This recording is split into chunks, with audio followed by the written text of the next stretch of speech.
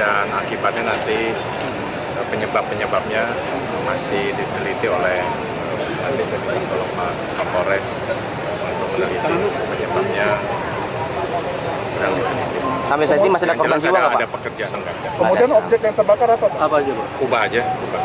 Tadi kondisi di dalam seperti apa, Pak? Saya tanya sama Pak Kepala Dinas Kebakaran. Dan penyebabnya sebenarnya, Pak? Penyebabnya, Pak? Dugaannya, Pak?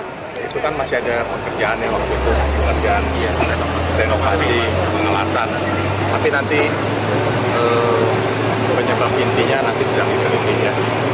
Renovasi ini bagian apa aja, Pak? Ubah Ubah doang, Pak? aja ya, Pak? Ya. Apinya sudah Udah dilokalisir, dipadamkan oleh Dinas Kebakaran.